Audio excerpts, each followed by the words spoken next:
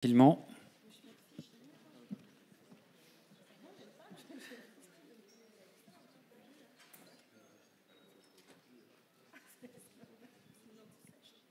On va laisser les gens arriver, on va commencer dans quelques minutes. Donc une table ronde qui va durer 1h30 et pas 1 heure comme c'était indiqué sur le programme initialement. Donc profitez-en, vous avez des patrons, des responsables de médias ou de services sport en tout cas pendant 1h30 sur les dispositifs exceptionnels mis en place pour les Jeux Olympiques et je pense aussi Paralympiques 2024 organisés en France. Donc je pense qu'on va commencer. Écoutez, j'avais dit 14h05 et il est 14h05. C'est un grand plaisir de vous accueillir. Donc, comme je vous le disais, on a 5 intervenants, 2 femmes, 3 hommes, pour nous parler des dispositifs qui vont être mis en place par différents médias pour cet été, Jeux olympiques et Jeux paralympiques. Vous savez que en tout cas pour les Jeux d'été, ça fait un siècle qu'un tel événement n'a pas été organisé en France. Donc forcément, pour des médias et tout type de médias, c'est un événement important, on peut même dire exceptionnel. On va parler de tout ça. Je vous présente d'abord les intervenants qui nous font le plaisir et l'honneur de venir et de passer du temps avec nous. Jean-Philippe Leclerc, qui est directeur adjoint de la rédaction de L'Équipe, le quotidien sportif de référence. Et bon, on pourra en parler évidemment bien au-delà du print. Aujourd'hui, c'est une évidence. Géraldine Ponce, vous êtes directrice sport d'Eurosport France, donc chaîne que je pense tout le monde connaît. Ensuite, Pierre Galli, qui est le directeur du département sport de l'AFP. L'AFP, l'agence France Presse, c'est la grande agence de presse en France. Je pense que chacun connaît aussi. Hélène Lecomte, qui travaille à France Télévisions, qui est directrice adjointe du service des sports de France Télévisions. France Télévisions, qui est le média partenaire des Jeux Olympiques Paris 2024. Et puis le local de l'étape, c'est Luc Bourriane, Tourangeau, rédacteur en chef de La Nouvelle République. Donc, quotidien régional que je ne vous présente pas également. Écoutez, on va organiser un temps de débat, d'échange entre nous. Et on va essayer de se garder une vingtaine de minutes à la fin pour qu'il y ait des échanges avec vous. On fera circuler, j'imagine, le micro ou alors vous parlerez bien fort. Puis vous pourrez poser toutes vos questions. La première question, je vais la poser à Jean-Philippe Leclerc. On va le faire dans l'ordre, puis après on va essayer de faire quelque chose d'assez détendu. Quel dispositif est prévu pour l'équipe en général pour ces JO 2024 ? En gros, on aura 70 envoyés spéciaux, c'est-à-dire le double du nombre de Tokyo, dont 12 photographes. Donc ça, c'est déjà un record pour nous, évidemment, sur des Jeux olympiques d'été. Et donc, on sera assez peu présent au niveau de la télévision, parce qu'on n'a pas les droits. Donc, il y aura simplement une émission quotidienne de débat. Donc, on parle de l'Équipe TV, c'est ça ? La chaîne L'Équipe, oui. La chaîne L'Équipe. Oui. Mais donc, nous, sur le journal, par exemple, en gros, nous, les Jeux, ils ont déjà commencé, en fait. C'est-à-dire qu'on baigne dedans pratiquement depuis que Paris a été désigné comme ville hôte au congrès de Lima. On a essayé de le rythmer.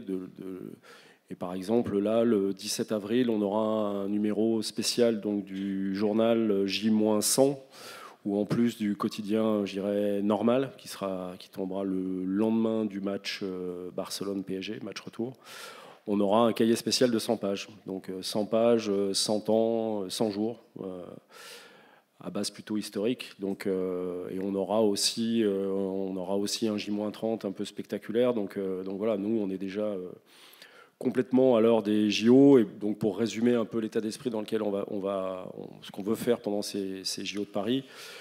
Au niveau du journal, notre objectif c'est d'arriver à sortir chaque jour un journal que même les abonnés numériques aient envie d'acheter, que même les gens qui lisent pas l'Équipe aient envie d'acheter, et que tous aient envie de garder. On va essayer de faire un beau journal, un journal un peu collection ou collector, pour que les lecteurs se disent tiens, je les ai tous, sauf il me manque juste le mardi et le mercredi, je vais essayer de les trouver, pour que voilà, ils gardent les 15 ou 16 numéros.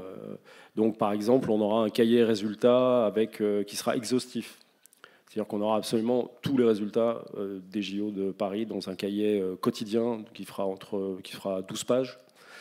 Et on aura aussi bien la finale du 100 mètres hommes et dames en athlée que les séries, enfin les matchs éliminatoires en hockey sur gazon. Enfin, on aura absolument tout. Donc ça, c'est pour le journal. Et au niveau du site, on va jouer à fond la réactivité. C'est-à-dire que on va mettre beaucoup de moyens sur ce qu'on appelle notre halo, c'est-à-dire en gros le fil live. On aura, et notre ambition, c'est qu'en gros, entre deux compétitions que les gens regarderont à la télé ou sur place, ils se disent tiens, qu'est-ce qui se passe, et qu'ils aillent tout de suite sur notre site, sur notre appli pour voir où ça en est, et on aura vraiment un fil qui sera le plus réactif possible avec des résultats, avec les envoyés spéciaux, mais aussi avec la possibilité de poser des questions aux envoyés spéciaux, donc de faire quelque chose de très réactif. Voilà en gros la philosophie du projet. Merci. On va faire tourner la parole parce qu'il y a plein d'autres questions à poser, mais je pense que c'est bien qu'on puisse varier les interlocuteurs. Donc Géraldine Ponce, allez-y. Donc je rappelle que vous représentez Eurosport. Alors, je vais peut-être faire un contexte, parce que si on connaît la marque Eurosport qui est assez connue, on ne connaît pas forcément l'environnement. Eurosport appartient au groupe Warner Bros. Discovery, donc ce sont les films Warner Bros., les séries HBO, CNN, Cartoon Network, les Looney Tunes, toutes les chaînes Discovery, ce qui va expliquer un petit peu les chiffres que je vais vous donner aussi. Donc on est détenteur historique des jeux, puisqu'on diffuse depuis 92 pour Eurosport. On va peut-être faire défiler quelques slides que vous ayez en tête ces quelques chiffres-là. Donc on est détenteur officiel en Europe, c'est-à-dire que c'est nous qui revendons les droits pour les médias européens. Et on a évidemment un gros dispositif parce que ça n'inclut pas que les chaînes Eurosport, mais également toutes les autres chaînes, donc tout l'écosystème Warner, tout l'écosystème Discovery, CNN, etc. Donc on a un prisme assez large. Aujourd'hui, la différence avec les autres médias, c'est qu'on a donc toutes les images. Et quand je dis toutes les images, on va diffuser... voilà, on peut enchaîner les slides. C'est pas forcément diffuseur historique. Alors je mets mes lunettes parce que je ne vois pas grand-chose. 145 millions de téléspectateurs linéaires. En linéaire, c'était plus de 700 heures de diffusion. Là, je parle des derniers Jeux de Pékin. On a fait plus de 450 millions de vues sur les sites en Europe et 600 millions d'audiences sur le digital. C'est des chiffres assez historiques. Vous imaginez bien qu'à Paris, ça sera évidemment différent parce qu'on sera beaucoup plus nombreux et on va diffuser beaucoup plus d'heures de direct. Slide suivante, si vous voulez. Vous avez un chiffre sur le nombre d'heures de direct qui sont 3800. 3800. On va diffuser l'intégralité des Jeux de Paris. Ça, c'est notre promesse. On sera 100% exhaustif. 100% à la carte, vous allez pouvoir choisir ce que vous voulez, et 100% connecté parce que ça sera sur toutes les plateformes. Donc on a à la fois une couverture linéaire, c'est télé classique, avec 10 chaînes de télévision qui seront accessibles. C'est Eurosport 1, c'est la chaîne des grands rendez-vous internationaux, des grands sportifs, donc c'est l'athlé, la natation, le cyclisme sur piste, les sports traditionnels des Jeux. Eurosport 2, c'est la chaîne des Français, donc là on va suivre tous les Français avec des moments pour aller voir 10 minutes un combat d'escrime, un peu du judo, du canoë, etc. Essentiellement français, tous les sports co, et les sports qui réussissent aux Français, judo, escrime, ces sports-là. On a une chaîne 4K, c'est le meilleur de la journée en haute définition, donc ça c'est une programmation spécifique. Et puis vous voyez à côté, on a Eurosport 3 à Eurosport 9 qui sont des chaînes thématiques où on a donc une chaîne de basket, une chaîne de hand, une chaîne de volley, la chaîne des sports de combat, la chaîne des sports artistiques. Il m'en manque plein. La chaîne des sports de raquettes et golf. Et les deux autres, je vais les retrouver. Non, le cyclisme sera en intégralité sur Eurosport 1.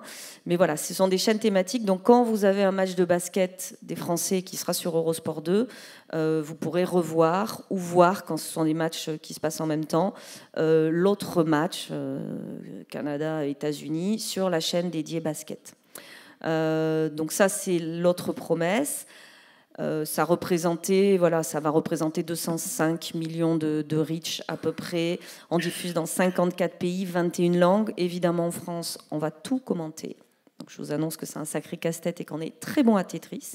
21 langues, on a aussi la possibilité de ne pas choisir de commentaires, parce qu'il y a des gens qui aiment sans commentaires, ou de choisir l'anglais, si vous le voulez. Ça, c'est sur le réseau digital. Donc chaîne de télé, 10 chaînes de télé, qui diffusent 7 jours sur 7, 24 heures sur 24, évidemment. Et on a tous les feeds disponibles sur une application numérique, puisque nous allons lancer notre plateforme dans les mois qui viennent, avant les Jeux, vous vous doutez bien, où vous pourrez suivre l'intégralité de votre discipline. Donc c'est 100% à la carte. Si vous souhaitez voir l'escrime et voir toutes les qualifs parce que tel escrimeur slovène ou italien vous plaît, ben vous pourrez le voir sur nos plateformes. Donc voilà, c'est une grande exhaustivité. De fait, on peut peut-être enchaîner sur la vision. Donc tous les sports, à tout moment, vous verrez toutes les émotions, toutes les finales, tous les jeux. De fait, exclusivité, puisqu'on est le seul diffuseur à avoir cette capacité-là technique à diffuser toutes les épreuves. Donc, et c'est pas faire offense, on en parlait avec Hélène pour France Télévisions, mais l'intérêt de France Télévisions, il est de servir un public français qui veut voir ces Français. Nous, on va s'adresser peut-être à un public plus expert qui va vouloir aller voir telle ou telle performance. Donc, on va proposer une exclusivité de fait, expertise des consultants et des journalistes Eurosport, parce que ces sports-là, on les commande depuis 25 ans pour certains, un peu plus, tout au long de l'année, et on a tout un réseau de consultants qui nous accompagnent. À date, on a 60 consultants qui sont d'anciens champions du monde, champions olympiques, champions d'Europe. Vous avez quelques noms à nous donner comme oui, ça on a, moi j'en ai pas mal à vous donner. Émilie Le Pennec, Alain Bernard, Jackie Durand, Arnaud Tournant, voilà, enfin Fred Weiss en basket. On a parlé de cyclisme, on a parlé de Émilie Le Pennec, c'est de la gymnastique. Émilie Le Pennec, championne olympique de gym, qui sera avec nous sur la gym. Voilà, on a une vingtaine, ça représente cette équipe, ça représente un peu plus de 20 médailles olympiques. Et puis après, on a aussi des coachs célèbres, Thierry Anti en handball par exemple, Nodjel Miaro. Alors, c'est pas toujours des très grands noms, mais on a voulu un consultant sur tous les sports. Alors évidemment, le consultant d'aviron, vous n'allez peut-être pas le connaître, mais on est allé chercher une expertise spécifique. Donc ça, c'est pour ce que viennent aussi rechercher les téléspectateurs sur Eurosport. Et puis le dernier, ça fait écho à ce que je vous disais sur l'entertainment, parce qu'on est une chaîne... Enfin, on est un univers de divertissement avec Warner, avec Discovery. On a un savoir-faire dans le divertissement et on veut aussi faire de ces jeux un moment de joie pour la France entière. Donc on ne sera pas trop dans l'analyse, l'opinion, il y en aura un peu, mais ce qu'on veut, c'est que les gens regardent avec plaisir sur nos plateformes et qu'ils finissent la journée en se disant « j'ai passé un bon moment, je me suis marrée ». J'ai pris du bon temps, j'ai appris des choses, j'ai rigolé. Et voilà. Et ça, on va l'amener à travers une deuxième équipe d'ambassadeurs, on va dire, qui sont issus de milieux un peu différents du sport. Alors, on a Mathias Dandois, mais qui est 9 fois champion du monde de BMX, qui est très jeune, qui est sportif, athlète, mais qui est aussi un créateur de contenu, qui est très engagé sur les réseaux sociaux. Donc, on a ce côté un peu plus jeune. On a Vincent de Sagna, que vous connaissez sans doute, qui est l'acolyte de Michael Youn, qui nous rejoint pour des formats et pour les plateaux. Et on peut s'attendre à tout. Et on a tout l'environnement de Warner Bros qui va faire venir des stars internationales qu'on pourra retrouver dans nos émissions, des fans de sport. Voilà, on a plein de petits formats un peu différents qui vont nous permettre d'apprécier à la fois la France, les valeurs françaises. Ça sera sur Eurosport 1, ça, du coup ?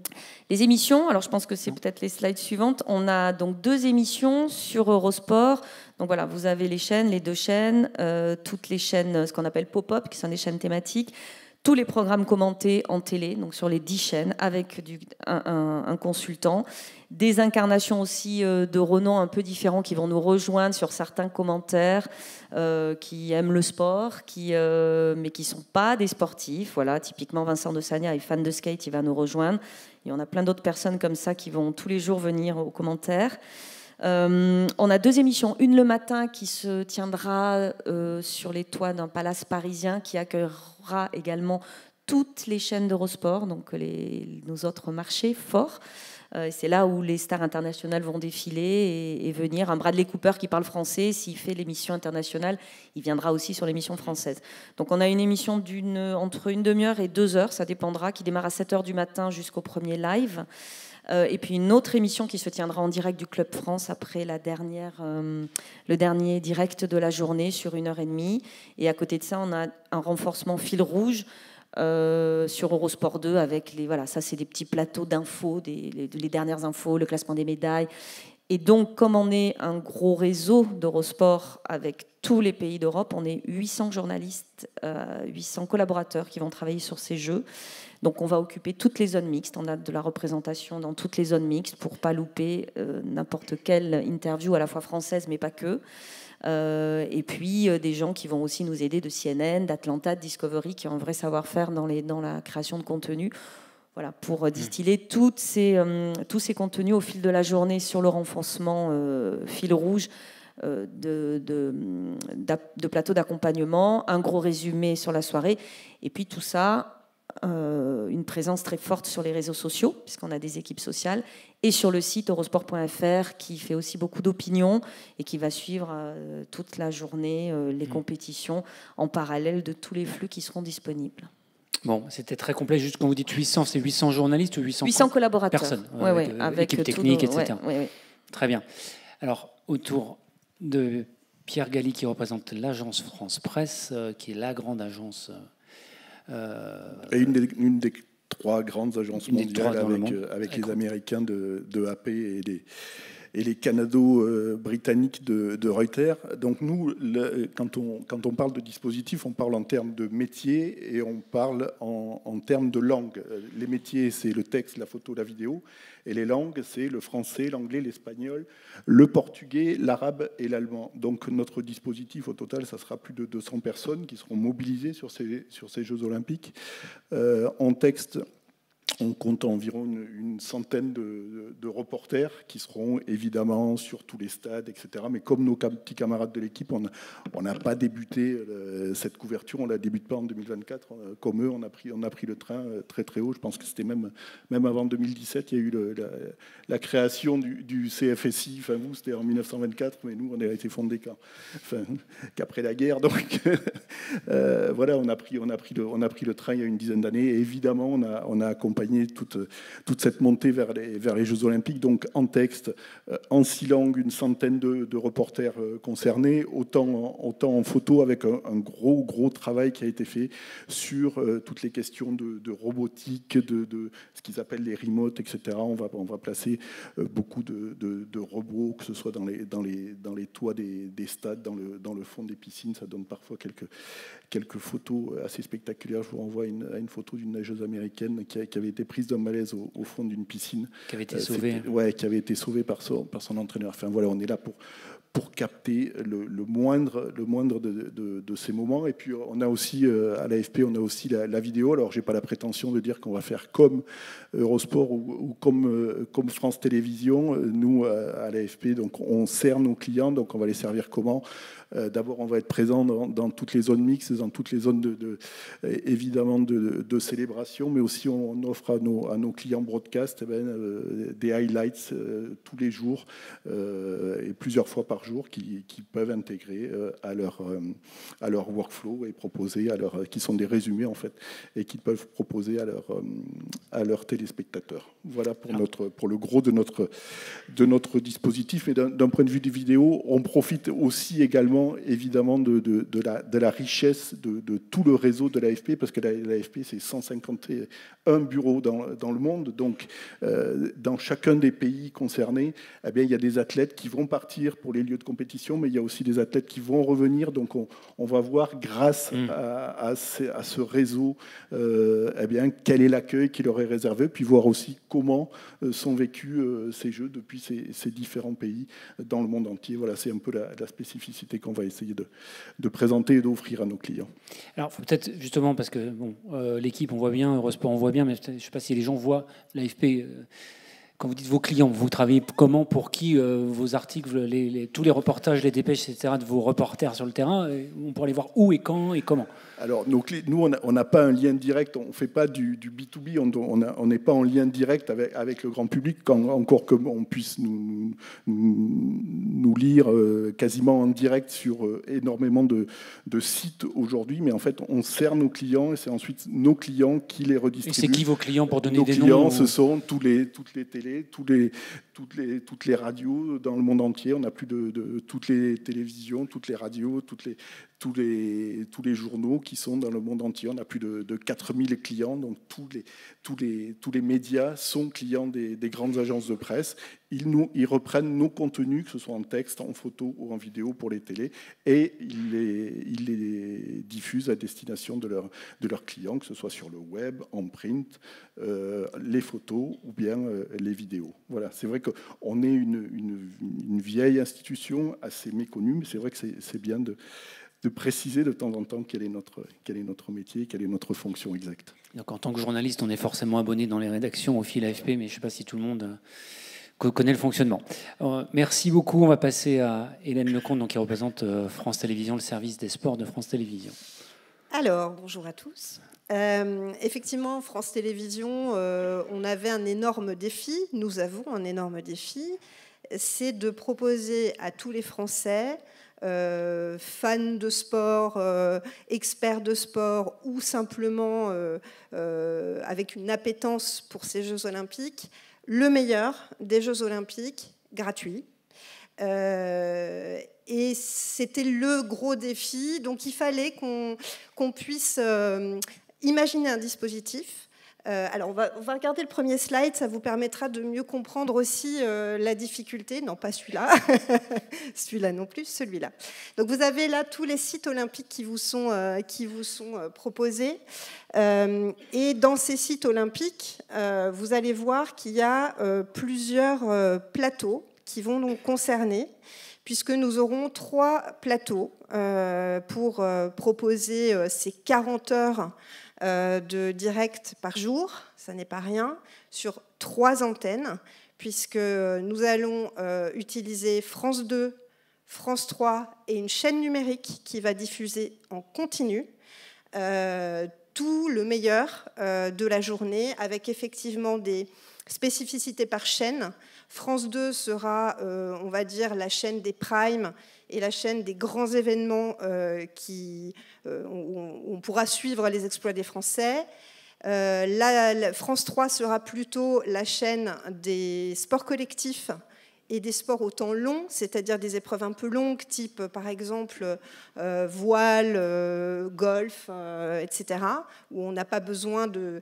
Alors je sais que la bascule, le monde entier nous l'envie, mais cette année, malheureusement... Il n'y aura pas de bascule. Il y en aura peut-être au moment des JT, mais elles seront toutes petites et... Voilà. Donc, et cette chaîne numérique, elle sera effectivement... parce que la consommation est un peu différente aussi, elle sera à destination des sports olympiques nouveaux, comme le break, par exemple. Voilà. L'idée, donc, c'était de ne rien manquer de ces Jeux. Pour ça, on a fait appel, effectivement, à la force de France Télévisions, qui est son réseau. C'est-à-dire que les régions vont être associées, évidemment. L'outre-mer va être aussi associée, et l'info, les équipes de l'info seront aussi partie prenante de ces Jeux Olympiques. Ce qui veut dire qu'en gros, toute la maison France Télévisions va collaborer. Alors nous, on est à un étage de la fusée, mais en fait, tout le monde va collaborer sur ces Jeux Olympiques. Il y aura par exemple 40 équipes de reportage par jour qui vont fournir les JT, les émissions, le direct, les retransmissions aussi numériques. Et on aura même de la rediffusion la nuit, entre minuit 30 et 6h30. Donc vous voyez qu'en fait, l'idée, c'était d'occuper l'espace avec chacun nos spécificités et notre savoir-faire pour proposer, en fait, j'insiste de manière gratuite, aux Français, on est co-détenteur, mais le meilleur des Jeux. Évidemment qu'on a aussi pour ça le savoir-faire de nos commentateurs, qui là aussi sont depuis très longtemps experts de leur discipline. Donc on a à peu près 40 commentateurs, on a environ 60 consultants. Alors, je ne peux pas vous donner tous les noms parce qu'il y a encore des choses sur lesquelles il y a un petit secret qui plane, mais vous le saurez très bientôt. Il y a en tout cas des gens qu'on connaît parce qu'ils nous accompagnent depuis de nombreuses années. Diagana, Émilie Andéol, enfin voilà, il y en a plusieurs. Mais vous découvrirez ça au fil des annonces. Et voilà, et sur les Paralympiques, parce que c'est très important, l'idée c'était aussi et c'est presque j'allais dire, le vrai défi, c'est les Paralympiques, puisqu'on va mettre effectivement sur les Paralympiques quasiment autant de moyens, ou en tout cas, l'idée c'était de pouvoir proposer au public le maximum de sport, d'événements et d'à côté.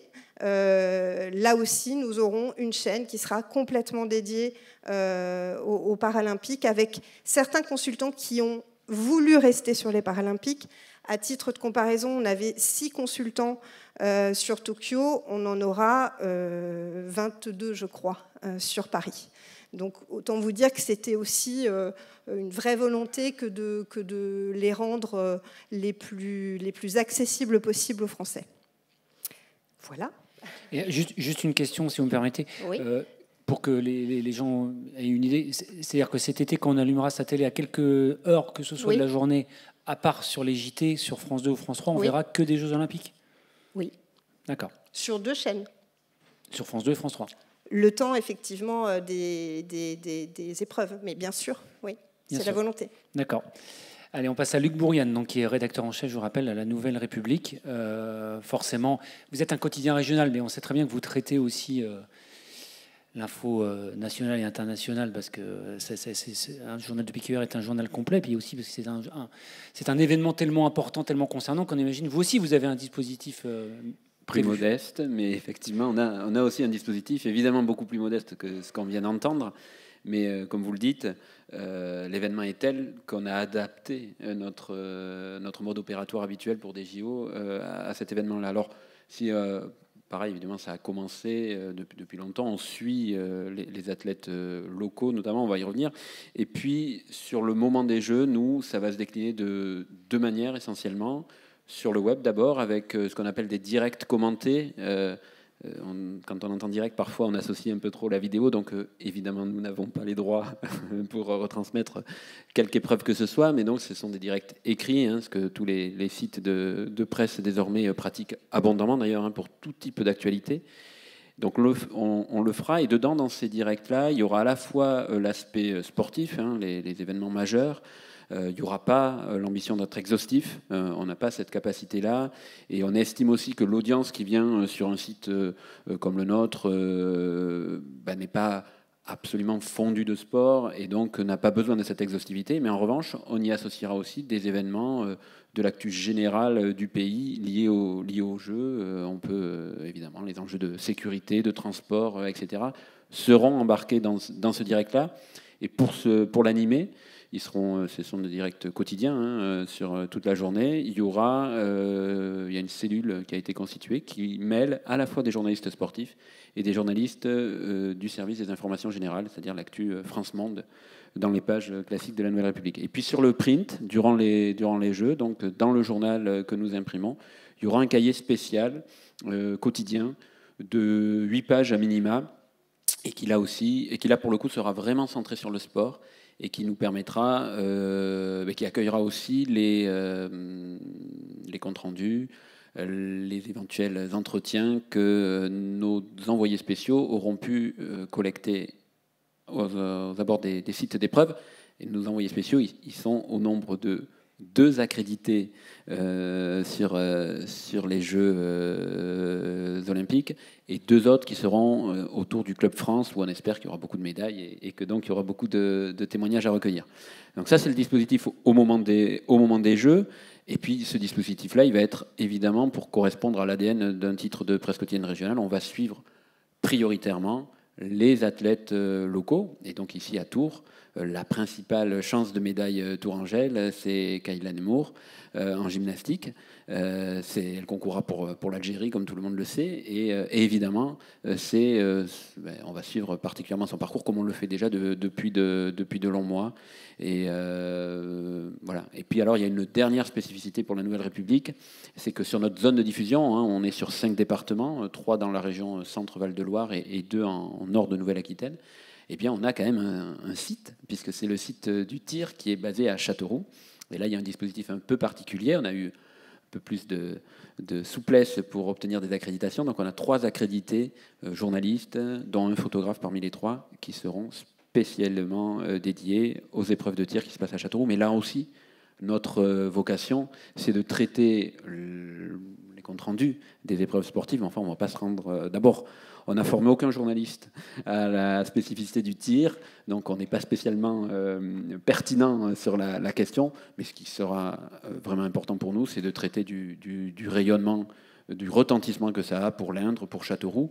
Et on a évidemment commencé depuis de longs mois, et on n'est pas les seuls. Hein. Je regarde Antoine, France 3 fait la même chose. Quand il y a des questions sur fan zone ou pas fan zone, répercussions sur les hôtels ou pas, voilà. Ces sujets-là, c'est des sujets évidemment de local, de tout temps, et ça l'est d'autant plus dans cette partie-là. Et puis peut-être le dernier point, on a parlé effectivement des Jeux paralympiques avec France Télévisions.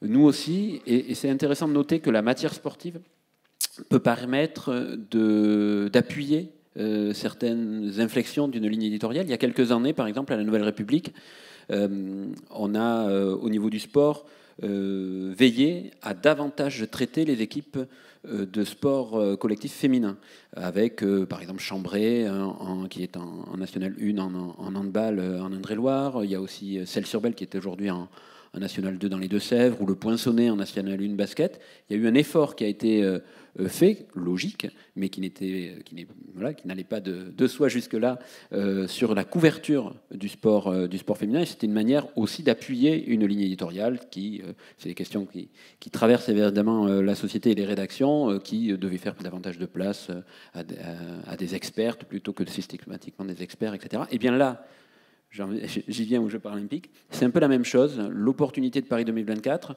c'est de travailler et de valoriser davantage l'inclusion, avec donc un dispositif qui restera pour nous assez conséquent sur les Jeux paralympiques, avec à peu près la même déclinaison, un cahier spécial dans le journal, et avec aussi des journalistes qui ont été accrédités en nombre plus large, ce qui est sûrement le signe qu'il y avait un peu moins de demandes des rédactions du monde entier.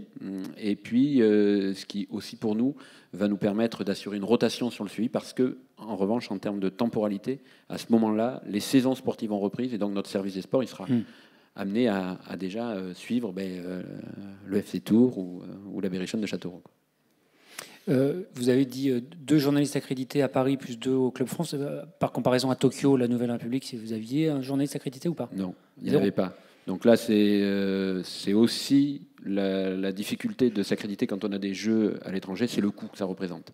Le coût et le rapport coût-rentabilité de l'investissement, parce que sur des Jeux olympiques comme Tokyo, il ne nous apparaît pas indispensable d'être présent sur la couverture sportive. On couvre à distance. Par exemple, alors il y a un point important, mais peut-être que ce serait intéressant d'en discuter, c'est qu'on parle beaucoup des Jeux. Je pense qu'on sous-estime l'impact que peut quand même avoir un mois avant l'Euro de foot. Et par exemple, on a un accrédité qui va suivre l'Euro de football, parce qu'on sait toujours que quand l'équipe de France va loin, c'est un événement qui nationalement a un énorme retentissement. Donc certes, les Jeux vont tout écraser sur l'été, mais attention quand même à pas oublier en fonction du parcours de l'équipe de France, forcément. Oui. D'accord. Merci pour ce tour d'horizon. Peut-être une question sur peut-être l'envers du décor. En fait, est-ce que on imagine que vous travaillez tous avec des journalistes sportifs, des gens dans la rédaction de sport. Est-ce que tous ont voulu, parce qu'il y a un enthousiasme en interne, c'est-à-dire tout le monde veut être sur les Jeux, personne ne veut poser ses congés cet été. C'est ce que pour un journaliste, et à faire sur les sportifs, c'est l'événement d'une vie. C'est voilà, on pourra dire aux enfants, aux petits-enfants dans des générations, j'ai fait les Jeux de Paris 2024. Et pour vous aussi, d'ailleurs, personnellement, je ne sais pas si quelqu'un veut commencer à répondre à cette question-là. En fait, oui, alors c'est peut-être l'événement d'une vie, mais nous, on rencontre par rapport à tous les confrères de la rédaction une volonté de participer à tous les événements de cet été, parce qu'en fait, il y a une séquence assez extraordinaire qui commence à la fin du mois de mai. Il y aura la finale de la Ligue des Champions, la finale de l'Europa League, il va y avoir Roland Garros, ensuite on va aller sur l'Euro, on a une Copa América aussi au même moment aux États-Unis. Nous, on a un sport qui est essentiel pour nous, qui est le cricket. Il y a une Coupe du monde de cricket aux Antilles britanniques. Ensuite, on va enchaîner sur le Tour de France, les Jeux olympiques, le Tour de France féminin et ensuite les Paralympiques. Donc toute cette séquence, en fait, vous avez des gens qui vous disent moi, je vais tout couvrir. Donc, nous, il y a aussi une question de gestion humaine, de dire aux gens non, il y a certaines périodes, certaines compétitions que tu ne vas pas couvrir, notamment sur l'enchaînement entre l'Euro et les Jeux olympiques. La plupart des gens qui couvriront l'Euro, ceux qui veulent faire les Jeux olympiques, ils vont s'arrêter après la première phase. Obligé de faire une pause, quoi. Moi, je ne conçois pas qu'un de mes journalistes me dise « Oh, je vais peut-être prendre des vacances ». Et d'ailleurs, personne ne l'a fait. Je n'imaginais pas d'ailleurs que quelqu'un le fasse. Mais on a un peu les mêmes problématiques que vous. Parce que, alors nous, on n'a pas les Jeux paralympiques. Non pas qu'on ne voulait pas les acheter, mais en fait, il faut savoir que le CIO propose les droits des Jeux, et c'est le comité international paralympique qui propose les droits des Jeux paralympiques. Et donc le CIP est allé voir France Télé, qui a tout de suite acheté, et je le comprends, sans faire d'appel offre, sans nous demander. Donc on les a pas. Il n'empêche que cette même période, on a l'US Open qui repart, on a la Vuelta, on a un peu d'ATP qui entre les deux, parce que l'ATP ne s'arrête pas pendant les Jeux Olympiques. Donc en fait, il y a une continuité. Oui, le Tour de France féminin derrière, ça ne s'arrête jamais. Donc on a dû dire effectivement aux équipes, toi, tu prends pas de vacances juillet-août. Et tu partiras en septembre. Et certains s'arrêtent une semaine après les Jeux. Voilà, mais tout le monde est sur le point à partir du 1er juin. Et après, il y a des systèmes de décrets pour travailler pendant les Jeux. C'était même difficile de dire aux équipes, en fait, vous n'allez pas pouvoir travailler tous les jours pendant 15 jours. Quoi. Il dit, mais pourquoi ? Parce qu'en France, il y a des lois et c'est pas obligé. On ne peut pas faire ça. Donc, on est en train d'essayer de demander des dérogations pour que quelqu'un qui suive l'athlé puisse suivre l'athlé sur toute la durée des Jeux sans s'arrêter une fois tous les 6 jours, parce que c'est la loi, quoi. Donc c'était même plutôt nous leur dire mollo, tu vas pas faire du 4h du matin 2h, quoi, sinon tu vas pas t'en sortir. Mais d'une manière générale, ils vont beaucoup travailler, quoi, et nous pareil. Alors, même question, Jean-Philippe Leclerc, vous représentez le journal L'Équipe. Donc, alors nous, c'est le contraire, en fait. C'est-à-dire que nous, on va vraiment travailler de pratiquement de 8h du matin à 2h du matin pendant 15 jours, mais en revanche, on va prendre des vacances. Voilà. Donc c'est une politique différente. Alors au Jeux de Rio, les délégués avaient négocié qu'il y ait des jours de repos pendant les Jeux. Et en fait, quand on a fait la première réunion sur place à Rio et qu'on l'a annoncé aux reporters, qui n'étaient pas trop au courant, ils ne sont jamais trop au courant de ce genre de truc, et ça a été un tollé. Enfin, ils étaient furieux, quoi. Quand on a commencé à leur dire, toi, tu t'arrêtes jeudi, les gars, mais qu'est-ce que tu veux que je fasse ? Même, et pourtant, c'était Rio. Et ils disaient, je ne veux pas m'arrêter. Et donc, ça a été la première et la dernière fois qu'il y a eu des jours de repos pendant l'événement, pendant les Jeux Olympiques et pendant n'importe quel événement. Et en revanche, oui, on va pas. Nos reporters on a fait les plannings de telle façon que les reporters puissent prendre au moins une semaine de vacances cet été. Les responsables aussi. Voilà, la cérémonie de clôture est le 11 août. Et moi, le 12, je serai dans l'avion pour Calvi, si vous voulez tout savoir. D'accord. Merci. Sinon, sur l'attrait... Et sur le côté événement, du vide, parce que quand on travaille à l'équipe, c'est forcément qu'on est passionné de sport. Il y a un enthousiasme, il y a un enthousiasme particulier pour ces jeux-là. Après, pour ne rien vous cacher, quand on a les jeux à Rio, quand on a les jeux même à Pékin, quand on a les jeux à Sydney, quand on a les jeux à Athènes, ça fait rêver aussi. Donc, tous les 4 ans, on a des arbitrages à faire, des choix à faire, beaucoup de gens contents. On a eu le lot d'accréditation qu'on espérait, mais quand même quelques déçus. Et après, Pierre a raison. De toute façon, c'est un été d'enfer au bon sens du terme. Et on aura très peu de cumulards en fait. On aura peut-être 1-2 journalistes qui feront 2 événements. Mais sinon, entre l'Euro, le Tour de France, sans même parler de Roland-Garros, mais disons juste de prendre vraiment la séquence juillet-août entre le Tour, l'Euro et les Jeux, on aura peut-être 1 ou 2 journalistes qui feront 2 événements. Mais sinon, on a essayé d'avoir le maximum de... Et nous, pour un peu rebondir sur ce qui a été dit, Alors là aussi, on se distingue, on fera des jeux à 0 consultant. Voilà, on n'aura aucun consultant. C'est un parti pris qu'on a décidé d'avoir. Alors pourquoi ? Vous pouvez nous dire pourquoi ? Parce qu'en fait, on s'est rendu compte qu'il se mettait un peu en place une sorte de marché du consultant, avec des consultants qui, c'est normal, sont partenaires ou consultants sur des chaînes depuis très longtemps, sur des médias. Et donc, nous, on ne peut pas leur offrir déjà les mêmes émoluments, on ne peut pas leur offrir la même régularité. Donc, on s'est dit, en fait, est-ce que ça a vraiment un sens de ne pas aller chercher les meilleurs, en fait, voilà.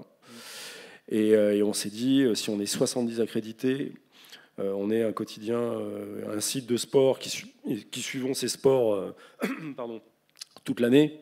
Donc, quelque part, on est peut-être assez grand pour en parler. Et donc, assez tôt, il y a déjà quelques mois, on s'est dit, on va arrêter là. Et ce n'était pas le cas à Tokyo, par exemple ?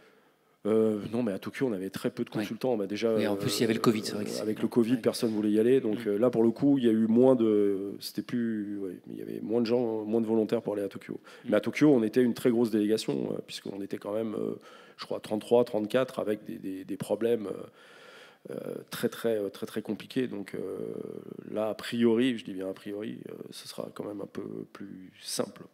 Quand vous dites consultant, ça concerne aussi la chaîne télé ? Excusez-moi. Quand vous dites qu'il n'y a pas de consultants, c'est aussi un parti pris. Alors, la chaîne a ses consultants à l'année, dont quelques-uns qui sont des consultants omnisports, même si la majorité sont plutôt des consultants foot. Donc eux participeront au débat, mais nous, on n'aura pas la chronique d'eux ou l'œil d'eux. D'accord. Voilà, on a décidé que on ferait ça nous-mêmes. Comme des grands. Vous vouliez rajouter quelque chose, Géraldine, puis ensuite je donnerai la parole à Hélène. Mais effectivement, c'est pas la même chose en presse écrite. Enfin, tu l'as expliqué, et un consultant écrit pas forcément aussi bien qu'un journaliste de l'équipe, donc c'est pas ce qu'on leur demande. Après, nous, on est super ouverts dans l'écosystème du sport à faire participer nos consultants, et on l'a tout le temps fait. Alors évidemment, ils répondent aux questions d'Eurosport.fr, mais quand il s'agit quand on me dit à l'équipe qui m'a appelé pour faire une interview, évidemment, quoi. Vas-y, oui. Un Alain Bernard, si on lui pose 3 questions sur Hugo Marchand, il va le faire, quoi. Donc ça fait aussi partie de leur contrat. Moi, je n'ai mis aucune exclue. D'ailleurs, on échange pas mal de consultants avec France Télé parce que je trouve que ça sert. Il n'y a pas d'exclusivité sur les consultants. J'en ai pas mis. Alors après, ils ont des obligations d'être chez nous. Un Fred Weiss, il va se faire 2 à 4 matchs, mais je veux pas en mettre parce que je trouve ça. Donc on peut retrouver Frédéric Weiss, par exemple, sur France Télévisions. Non, alors pas sur France Télé. Non, d'accord. Non, mais ça a pas de sens. Ils ont les leurs. Mais ce que je veux dire, c'est que si jamais dans l'émission de France Télé, il vient Fred Weiss parce que il a eu une certaine histoire avec l'équipe de France et qu'il se passe quelque chose et qu'il est invité, Hélène va m'appeler pour me dire est-ce qu'on peut le prendre. Évidemment, il est présenté contre un consultant Eurosport. Mais si ça sert tout un écosystème, une compréhension, ça ne me pose pas de souci. S'ils me disent on te le prend pendant le match France-États-Unis, bon, il y a des chances qu'on dise non, mais je ne pense pas qu'ils le demandent, ni vous, ni lui. Mais en fait, voilà, c'est en presse écrite, nous, on n'a jamais eu de souci à dire évidemment, tu peux répondre à l'équipe. À partir du moment où ils servent nos antennes correctement, c'est utile pour tout le monde, quoi. Alors, Hélène Lecomte, il y a un deuxième micro, vous n'êtes pas obligé à chaque fois. Ah, mais c'est ça, voilà. Je me disais aussi. Donc, sur l'engouement. La question, c'était est-ce que tout le monde veut être sur les jeux ? L'engouement en interne, oui. Oui. Mais non, mais évidemment. Je dirais même qu'il y avait une espèce d'enjeu pour certains qui arrivaient en fin de carrière à faire les Jeux de Paris parce que c'était une espèce de Graal professionnel, c'est très clair. Donc bien sûr que tout le monde a envie d'en être. La particularité chez nous, c'est qu'effectivement il y a énormément de postes. Quand je dis postes, c'est-à-dire qu'il faut faire du desk pour alimenter la continuité d'antenne. Alors c'est quoi du desk ? Il faut expliquer ce que c'est que du desk. C'est-à-dire les petits éléments en fait factuels sur telle médaille, sans aller sur le terrain. Sans c'est ça aller du desk. Sur le terrain, fabriqué donc au montage. Il faut aussi faire des résumés pour Télématin, qui passeront dans Télématin, etc. Donc en fait, il y a énormément de choses à faire. Il y a du reportage à faire, il y a de la zone mixte, donc poser des questions aux athlètes qui sortent d'une épreuve.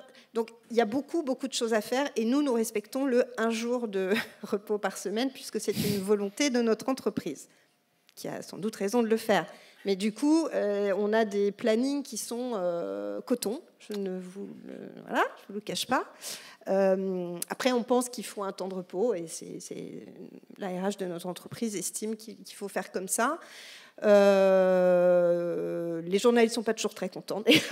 Ça se passe comme ça, mais enfin, c'est comme ça, c'est la règle. Je pense quand même que tout le monde va beaucoup s'amuser sur ces jeux, parce que l'idée aussi, c'est d'essayer de faire en sorte que les journalistes s'amusent aussi. Parce que je pense que quand on s'amuse, nous, le public s'amuse aussi un peu plus. On a un peu plus de chances d'emmener, de créer de l'enthousiasme autour de nos événements et de nos directs. Donc, ils vont faire un peu de tout. Les commentateurs vont parfois faire plusieurs sports, parfois faire un peu justement de zone mixte, faire un peu d'interview au Club France, etc. Donc, on essaie de varier un peu les plaisirs pour que tout le monde aussi participe à cette fête, parce que c'est une fête, c'est très clair. Vous parlez de fête, mais vous savez qu'on parle beaucoup en ce moment de JO-bashing. Oui. Quand on est en plus partenaire des Jeux, on fait comment pour traiter ces aspects? Il y a plein de questions, les transports, l'engorgement, la sécurité, le coût. Alors, France Télévisions a aussi des émissions qui se chargent de faire leur travail de journaliste concernant... il y a un complément d'enquête, par exemple, etc. Donc, je pense qu'on est un groupe qui fait son travail. Après, nous, rédaction des sports, notre travail, c'est de faire les jeux. Voilà. Oui, il faut expliquer, c'est ça. Proposer aux Français. C'est la rédaction des sports que vous représentez. Vous ne représentez pas France Télévisions dans ce sens. Mais néanmoins, on a un média de service public qui se doit de tout traiter. Et on le fait. D'ailleurs, on le fait même au sein de notre rédaction, puisqu'on a des journalistes qui parfois font des enquêtes. Alors oui, c'est parfois un peu compliqué d'être dans cet équilibre-là, mais on y arrive. Et je pense qu'on reste journaliste. Luc Bourriane, si vous vouliez dire un mot sur le côté engouement, enjeu collectif en interne. L'enjeu, il est aussi d'être en capacité, au mois de septembre, de couvrir l'actu classique qui repartira. Et donc, il a été un peu... ça répond à la question en disant que oui, il y a de l'engouement aussi. Et donc, la demande, notamment au service des sports, c'était de dire, attention, en septembre, quand ça repart... Oui, il y a les saisons qui reprennent. Voilà. Et donc, il faudra être en capacité de couvrir ça. Donc, ça a été un peu ça le sujet. Et puis après, c'est vrai qu'il y a eu un petit phénomène amusant à constater, c'est qu'on a fait au sein de la rédac des sports un petit appel à candidature un peu groupé sur les différents événements dont je parlais tout à l'heure, et dont il a été question, Euro, Tour, Jeux. Et on a constaté un peu de déception pour certains qui n'avaient pas, puisque nous on était très limités, je rappelle, on n'avait que 2 accrédités aux Jeux, un peu de déception pour certains qui n'étaient pas retenus pour les Jeux, qui n'avaient même pas candidaté à 1 euro, ou sur une année classique, je pense qu'il y aurait eu plus de candidatures. Donc ça, c'était voilà. Ça montre qu'en interne, il y a dans une rédac, il y a vraiment le sentiment que l'événement historique, c'est les Jeux, ça arrive qu'une fois par siècle. Alors qu'on se dit 1 euro, j'aurai l'occasion d'en refaire un, etc. Les Jeux en France. Ouais. Vous parlez des accréditations, peut-être qu'il faut expliquer. Pourquoi est-ce qu'il n'y a que 2 accréditations? C'est quoi? C'est qu'il faut les payer, ces accréditations? Non, mais nous, on est limité à 2. On a été limité à 2 accréditations. On avait demandé davantage. C'est une décision du CIO de dire pour la nouvelle Absolument. c'est 2. C'est-à-dire, c'est pas que je vais laisser répondre, mais juste je voulais préciser que c'est en gros, grosso modo, les titres de PQR ont été à peu près limités à ça. Quand on en a discuté entre nous, c'est à peu près à ça, avec quelques spécificités. Les Bretons, ils doivent un peu plus pour de la voile ou des choses comme ça. Et nous, quand je vous dis une spécificité, parce que Châteauroux, on en a 3 de plus. Mais c'était de cet ordre-là sur les titres de presse quotidienne régionale. Et je laisse après. Les accréditations pour toute l'Europe, c'est Warner Bros. Discovery qui les distribue. Donc en fait, les médias nous font la demande, comme on est détenteur officiel en Europe, ils nous font la demande et on fait toutes les accréditations. On n'est pas dans des jeux classiques. Quand vous êtes aux États-Unis avec des stades à 80 000 personnes partout, c'est quand même plus simple là. Il y a quand même des stades historiques. Enfin, c'est même pas des stades, mais quand vous êtes au Petit Palais, ouais. Quand vous êtes dans certaines zones historiques françaises, au Champ de Mars, etc. C'est pas des stades traditionnels, donc en fait la capacité elle est beaucoup moins élevée que dans les jeux précédents aussi.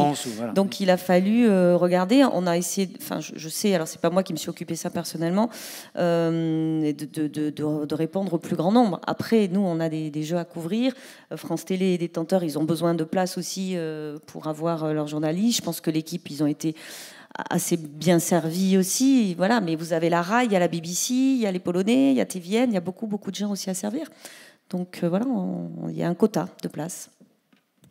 Vous savez combien de journalistes accrédités sur les jeux en tout Je crois que c'est 6 000 dans le monde. 6 000 au monde. Ouais. Et juste un petit point, une précision, toujours vu de notre côté, il y a un système de ticketing ensuite. C'est pas parce qu'on est accrédité que du coup on a le sésame absolu pour être sûr de pouvoir couvrir le 100 mètres.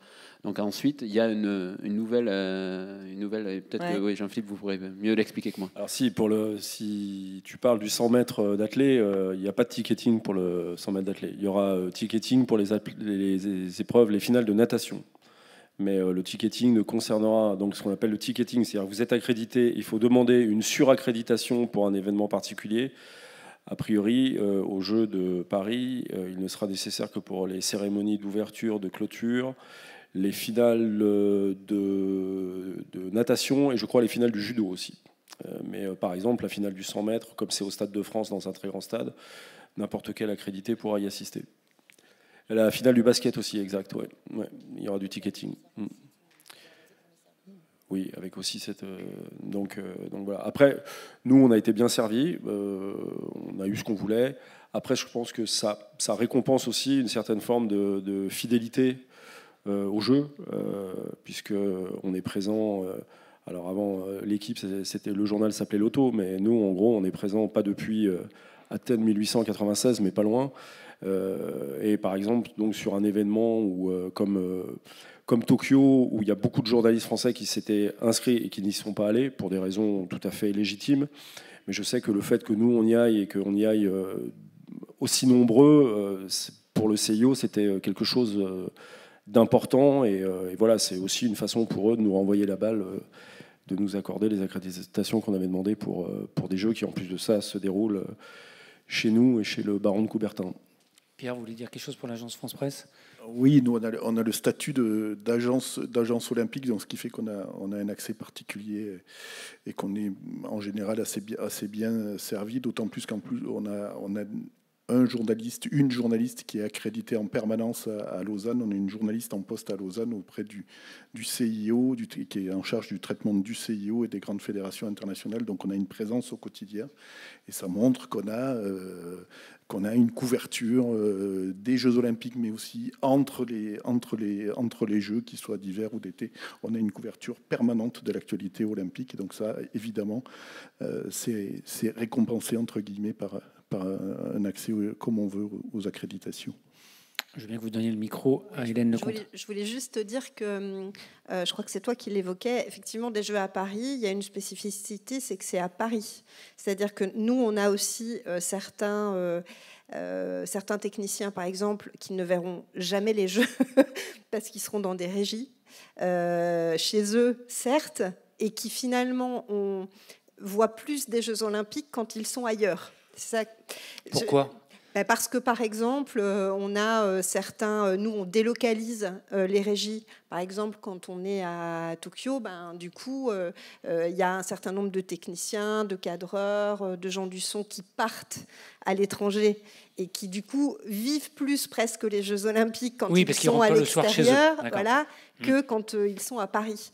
Et il y aura sans doute un peu de frustration pour certains personnels qui vont rester dans les locaux de France Télévisions à voir des jeux qui sont pas si loin que ça, mais pour lesquels ils n'ont pas de foule à crête et qu'ils ne verront pas. Donc il y a une petite spécificité quand même. Est-ce que pour chacun de vos médias, il n'y a jamais eu un tel dispositif pour couvrir des Jeux Olympiques depuis que vous y travaillez ? J'imagine que vous ne connaissez pas forcément l'histoire ancestrale de vos médias, mais est-ce que c'est la plus grande couverture, le plus grand dispositif jamais mis en place dans vos médias respectifs pour des Jeux ? Pour les Jeux, oui, de très loin, puisqu'on sera le double de Tokyo, le double de ce qu'on est sur les dernières éditions. Après, le seul événement comparable pour nous, c'est la Coupe du Monde 98 de football. Où effectivement, et d'ailleurs, On sait déjà, malheureusement, qu'on ne vendra pas autant de journaux qu'en 98, puisque le paysage de la presse écrite a été tellement ravagé depuis qu'on sait que, quoi qu'il arrive, même si un jour on a 5 médailles d'or françaises dans la même journée, on ne battra pas notre record de 1,6 million du lendemain de la finale de la Coupe du Monde de football, à titre comparatif. Le record pour l'équipe, c'est le 13 juillet 98. C'est 1,6 million. Oui. Et par exemple, si l'équipe de France avait gagné la Coupe du Monde au Qatar, donc ça s'est joué à pas grand-chose, on espérait vendre 800 000. Mais on n'aurait pas pu dépasser moitié moins qu'en 98. Parce que effectivement, en termes de capacité d'imprimerie, de réseau kiosque aussi, enfin, vous le voyez, je pense malheureusement, y compris à Tours, vous voulez aller acheter le journal, il y a un kiosque de fermé, un deuxième de fermé. Donc le réseau de distribution n'est plus le même, la capacité à imprimer vite et énormément d'exemplaires n'est plus la même. Donc voilà. Donc au Qatar, on aurait pu vendre, on espérait vendre 800 000 si les Français avaient gagné. Et vous avez vendu combien du coup Beaucoup moins. Et vous allez tirer à combien d'exemplaires? Là, vous nous avez promis un exemplaire collector quelque part de l'équipe chaque jour à partir du 26 juillet. Franchement, j'ai pas encore le chiffre. Il est décidé, il sera décidé beaucoup plus proche de l'événement sur le chiffre du tirage. Mais ce que disait Pierre est tout à fait exact. C'est-à-dire que si les Bleus vont très loin, gagnent l'Euro, il est fort possible qu'on vende plus de journaux, par exemple, et qu'on ait plus d'abonnements numériques pendant l'Euro que pendant les Jeux Olympiques. Parce que faut pas se mentir, le foot est de loin le sport numéro 1 en France. Et pour nos lecteurs, le foot, effectivement, et donc quand les Bleus vont loin, on a un effet multiplicateur très fort. Et donc les jeux, ça va être plus lissé sur la quinzaine.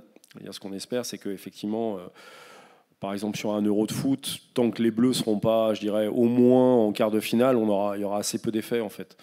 En revanche, à partir quart, demi, là, ça s'emballe.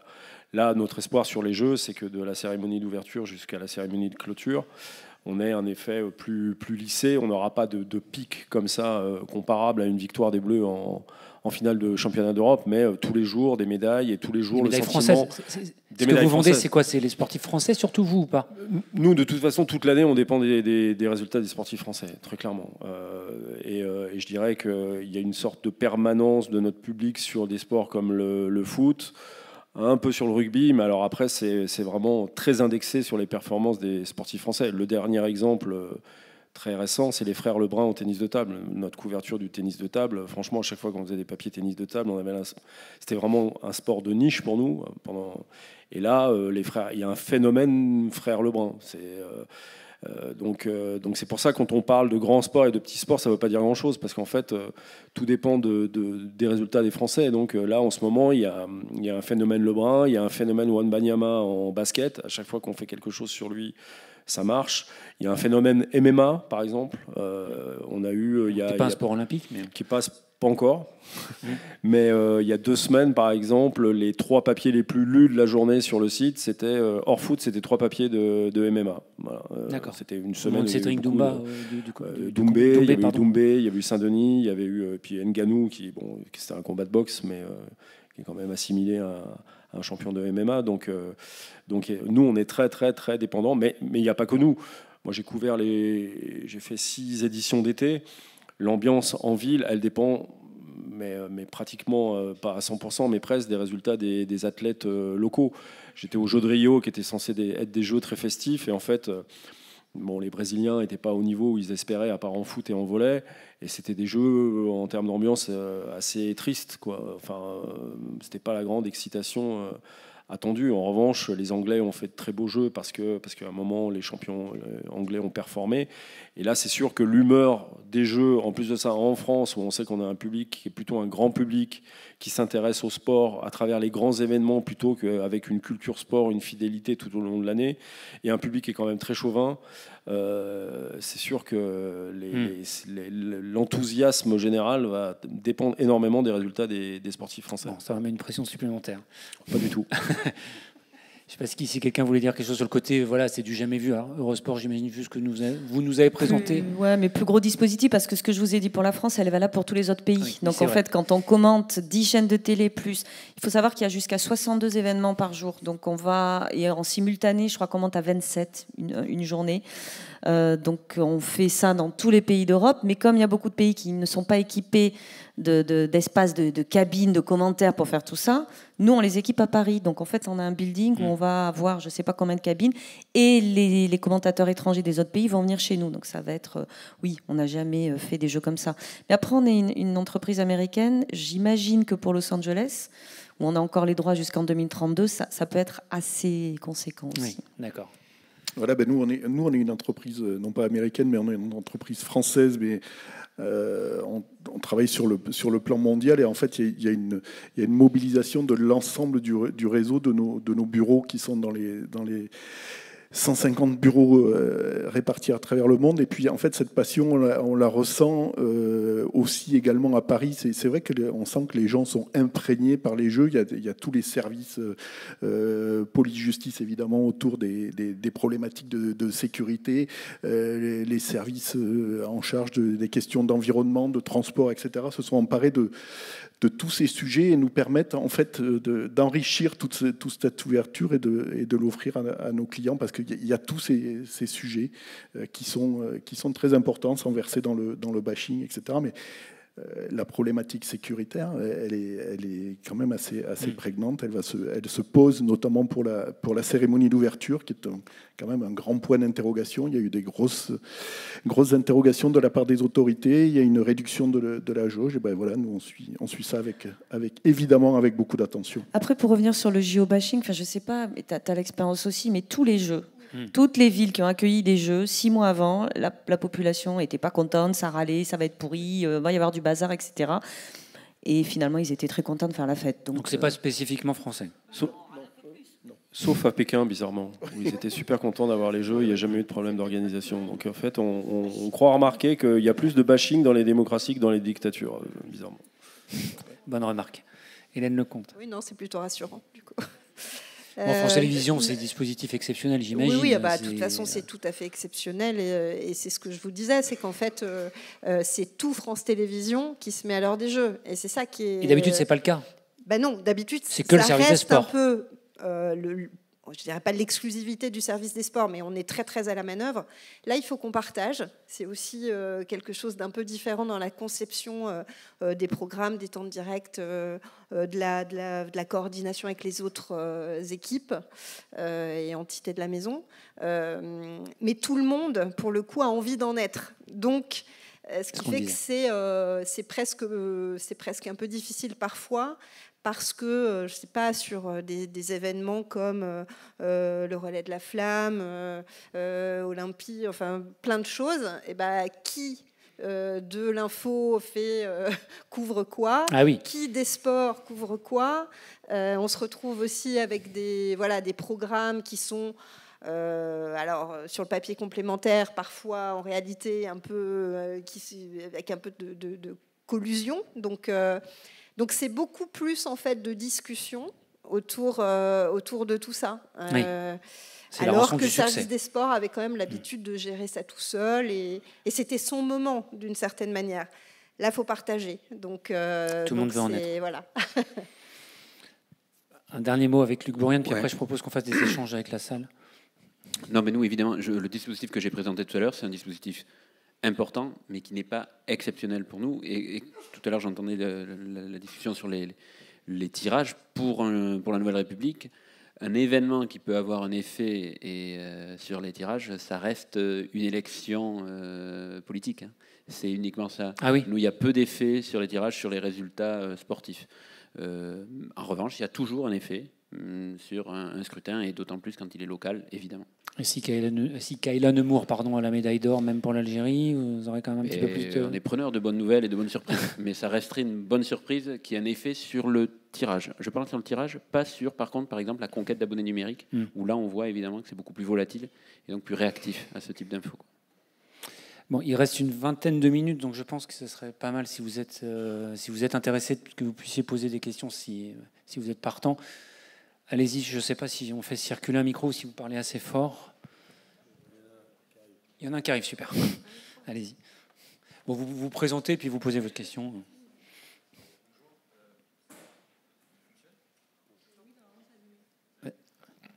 Vas-y, allez-y, pardon. Jordan Do, je suis étudiant en master à l'ISCPA de Paris. Sur l'aspect plutôt technique et technologique que vous allez déployer tout autour de ces jeux. Est-ce qu'il y a des innovations qui vont être mises en place à Paris et même aussi à Tahiti pour le surf qui n'ont pas été vues à Tokyo ou même à Rio pour les précédents jeux?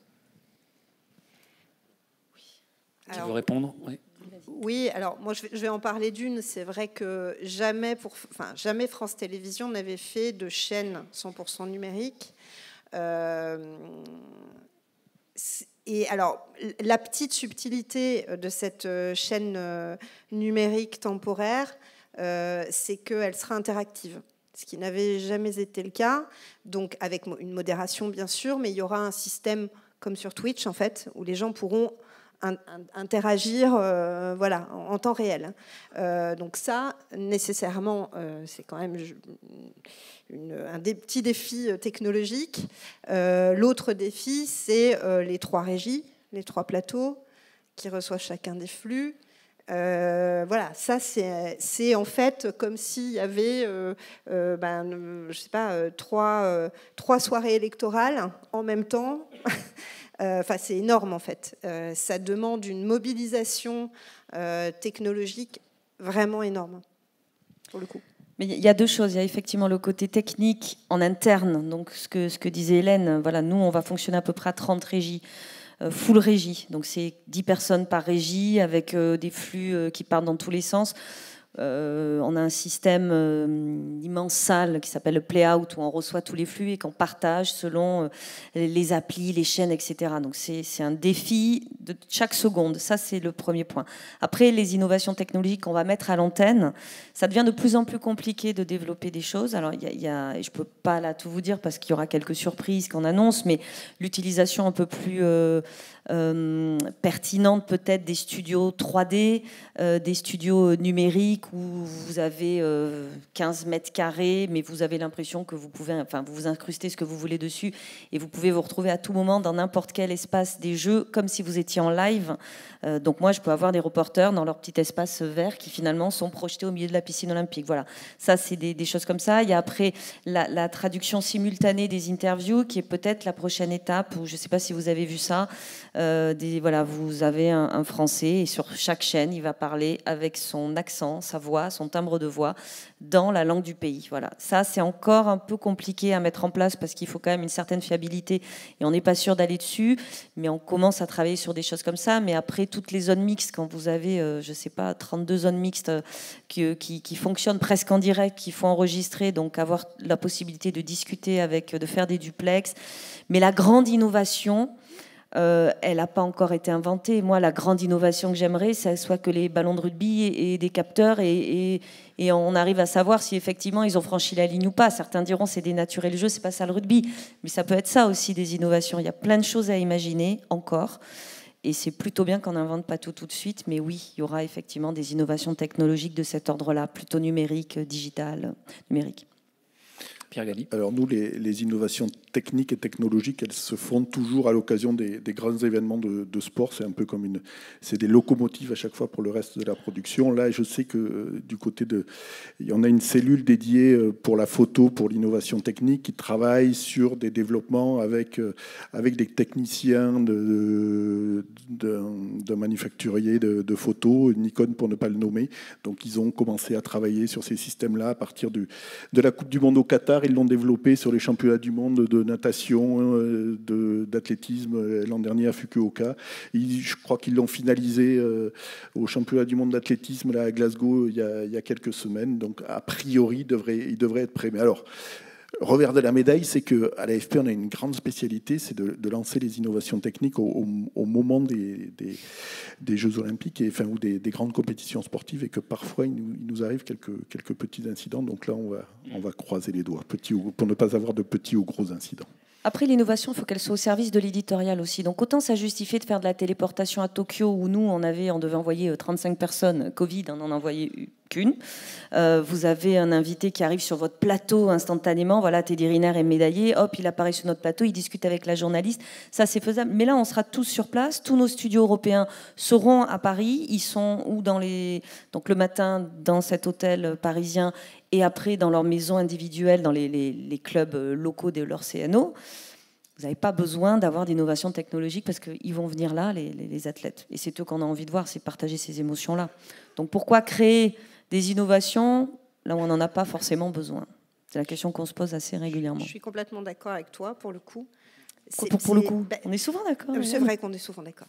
Non, mais nous, par exemple, on a fait le choix de mettre effectivement un budget très conséquent dans le fait d'avoir des post-com sur les sites olympiques, partout. C'est-à-dire que ça coûte de l'argent, c'est vrai, mais nos commentateurs et nos consultants sont sur les vrais sites, voient les vraies épreuves, sont dans la vraie ambiance. Et on s'est dit, bah oui, ça coûte de l'argent, mais en même temps, on a privilégié ça plutôt que des choses peut-être plus 3D. Ou, bon, on a bien sûr quand même un studio à France Télévisions, celui qui est au siège, qui est tout en 3D, mais voilà, on n'est pas allé plus loin parce qu'on s'est dit, mais en fait, c'est plutôt de ça dont on a envie et qui va servir en fait le propos. Je suis d'accord.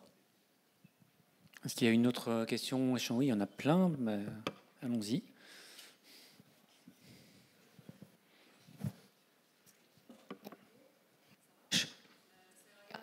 Le sport.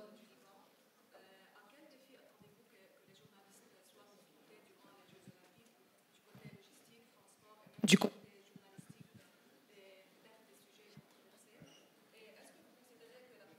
la cérémonie d'ouverture sera un défi parce que c'est la première fois qu'elle se déroulera tout au long de la scène. Comment la couverture de cérémonie? Alors, je ne sais pas si on a bien tout compris. Ouais, il y a un autre micro qui arrive. Je pense que sur la deuxième question, on a compris. Vous demandez est-ce que voilà, le défi de couvrir la cérémonie d'ouverture le long de la scène, mais la première, je ne suis pas sûr d'avoir compris. Allô? Oui, allez-y. Donc oui, la première question, c'était à propos des défis. À quel défi attendez-vous que les journalistes soient confrontés du côté logistique, transport et peut-être journalistique aussi des sujets controversés durant les Jeux Olympiques? Et la deuxième partie de la question concernant la couverture de la cérémonie d'ouverture, parce qu'elle se déroulera tout au long de la scène. Et normalement, il y a la tribune des médias dans un stade, mais cette fois, je crois que ça sera un peu différent. Je ne sais pas qui veut répondre. Oui, je peux commencer sur les journalistes, les défis. Nous, on a été assez pragmatiques, c'est-à-dire qu'on a déterminé les zones où allaient travailler nos journalistes, soit commentateurs, soit reporters, qui allaient aller de mix-zone en mix-zone. Donc déjà, nous, on a des journalistes qui vont être tous en mix-zone pour le pan-euro, pour toute l'Europe. Et après, nous, quand on enverra nos journalistes, on a fait des zonages.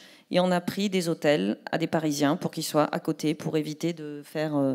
ils habitent à 6 km du Club France, mais on s'est dit on va les loger à côté. Donc ça a été un défi, je crois que, on a 1500 chambres pour loger tout le monde sur 1500 nuitées. Enfin, bon, voilà, on a choisi cette option-là.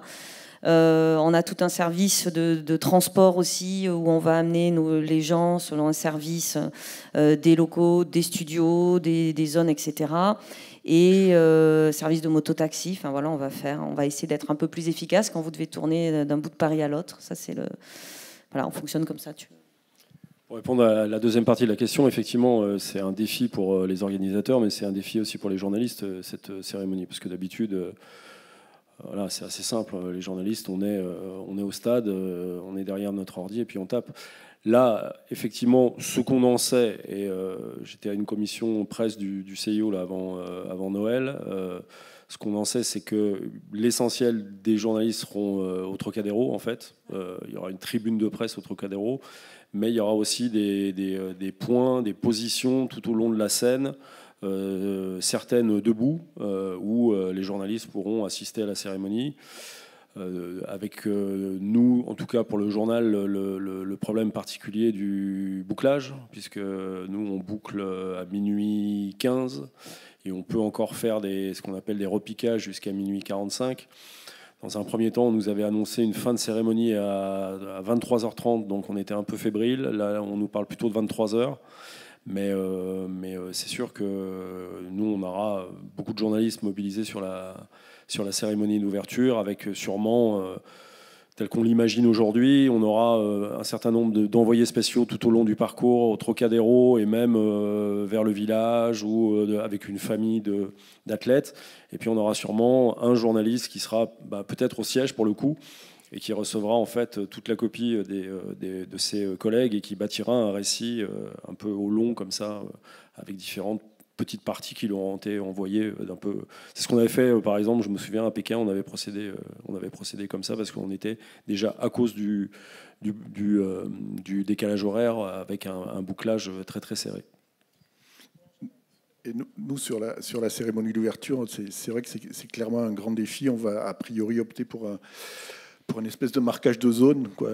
On va être la Seine mesure 6 km, enfin la scène SCENE mesure de la scène de la cérémonie d'ouverture mesure 6 km. On va essayer de faire du marquage de zone pour suivre les différents tableaux, évidemment, qui seront proposés, mais aussi pour des questions de sécurité, des questions policières.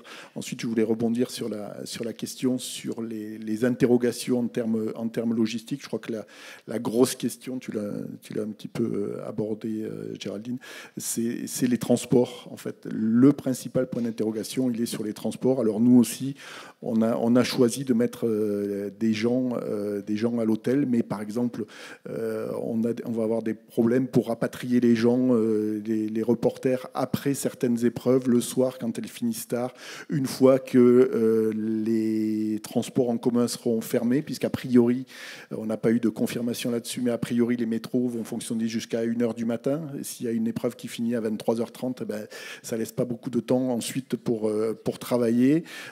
Est-ce que le plan de transport fourni par les organisateurs, par le COJO, permettra de compenser ça? On le sait pas, puisqu'en fait on a un plan de transport qui est assez sommaire pour l'instant. Donc là aussi, on a une cellule qui travaille, qui est une cellule grands événements, qui s'est chargée de mettre en place, pareil, un système de voitures balais, de mototaxis pour pallier ces éventuels problèmes. Et j'imagine que c'est la même chose à France Télévisions. Oui, c'est la même chose. Alors, pour la cérémonie d'ouverture, nous, on sera effectivement au Trocadéro, avec un poste comme au Trocadéro pour commenter la cérémonie. C'est l'info qui sera plutôt, elle, sur le parcours, puisque ce sera une journée consacrée complètement, avec des éditions spéciales aussi sur la cérémonie, etc., tout au long de la journée finalement. Donc eux, je sais qu'ils travaillent déjà sur un zonage, sur le fait d'occuper sur certains ponts des points de duplex qui ont été déjà zonés, voilà, définis et sécurisés, puisque c'est quand même le gros défi, hein. Et après, sur le reste, on verra bien. Effectivement, c'est la grande interrogation, c'est comment on va être rapatrié, enfin comment on va rapatrier nos journalistes. On pense même à des solutions vélo-cargo. Enfin, il y a plein de gens qui Moi, j'ai tenté, sur... ils m'ont dit, oh non, attends, t'es gentil, on aura bossé toute la journée, on va pas ramer avec le cargo. Nous, on ose tout, électrique. On ose tout. Non, même électrique. C'est vrai qu'on réfléchit vraiment activement à ces problématiques-là, parce qu'elles vont exister, oui, c'est certain.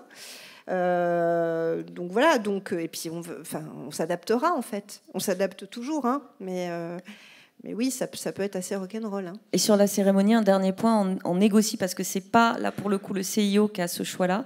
Donc chaque pays va descendre la Seine sur un bateau. Certains pays seront d'ailleurs ensemble. Ce sont les CNO qui donnent l'accord pour que des reporters puissent aller sur le bateau. Donc on est 2 détenteurs de droit. A priori, on va demander. On ne se l'est pas dit, mais évidemment qu'on a demandé au CNO d'autoriser 2 reporters Eurosport, France Télé sur le bateau des Français, comme on aura des Suédois sur le bateau des Suédois, des Anglais sur le bateau UK. Voilà. Allez, on essaye d'enchaîner parce qu'il y a pas mal de questions et il nous reste 10 minutes. Une petite question. Cette année, donc, la France a la chance d'accueillir les Jeux Olympiques, mais également le sommet de la francophonie. Comme vous le savez, la plupart des pays membres de la francophonie ont des moyens qui sont bien inférieurs à ceux dont on dispose ici en France, et avec des sportifs qui qui n'atteignent pas aussi souvent le plus haut niveau. Et du coup, ma question était de savoir si vous aviez prévu dans votre organisation des angles, des reportages, des rubriques qui s'adresseraient plus spécifiquement aux francophones qui ne sont pas français et qui ne sont même pas européens, mais qui seront présents, même si ils vivront les Jeux différemment des Français. Donc la réponse est oui pour Eurosport. On a déjà une liste de francophones et pas que. On soutient également l'équipe de réfugiés olympiques qui aujourd'hui n'a pas d'hymne, qui n'a pas de drapeau. Donc on est partenaire de cette équipe-là et nous on a identifié chacun dans les pays, parce que je sais que les Anglais font la même chose, une liste d'athlètes qu'on pourrait suivre. Et on fait la même chose, on travaille avec le ministre, alors pas le ministre des Sports, mais le ministre du sport en France, auprès de la diplomatie française, qui nous met à disposition aussi une liste de journalistes, beaucoup de journalistes d'Afrique notamment, qui viendront sur nos plateaux pour s'exprimer parce qu'ils sont francophones sur leurs athlètes, etc. Donc oui, chez nous c'est prévu, chez vous aussi j'imagine. Oui, c'est prévu et nous on le fait en fait tout au long de l'année puisqu'il y a beaucoup de reportages dans nos émissions, soit quotidiennes, soit hebdomadaires, au cours de grands formats. Moi j'en ai quelques-uns en tête. De toute façon, c'est une volonté aussi, mais comme c'est une volonté de mettre aussi en lumière le sport féminin, le sport inclusif. Enfin voilà, il y a plein de thématiques qui méritent qu'on mette l'accent éditorialement sur ces histoires-là et sur ces sujets-là, mais bien sûr qu'on ne l'oublie pas. Oui, oui. Bon, j'espère qu'on a le temps de prendre encore au moins 2 questions. On va essayer ou plus. Moi, je veux bien plus, mais il est 24 et il faut qu'on rende à 30. Il faut qu'on rende l'antenne. Allez-y. Oui, bonjour. Moi, ma question... je vais être rapide. Ma question, elle est principalement pour les diffuseurs télé. Vous avez principalement parlé de la couverture à Paris et c'est normal.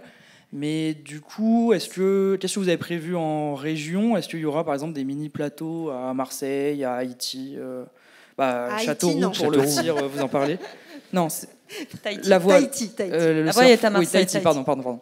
Mais du coup, voilà, qu'est-ce qui est prévu en région pour les décrochages d'épreuves ? Alors, il y a plein de choses qui sont prévues. Je vais aller vite. Déjà, nous, on va suivre le parcours de la flamme en région. Avec sur le numérique, justement, la chaîne va suivre tous les jours ce parcours de la flamme et mettre à disposition le flux pour les régions. Pour les plateformes numériques des régions et le linéaire, puisque les éditions de France 3 vont pouvoir récupérer ce flux et en faire émissions. Voilà.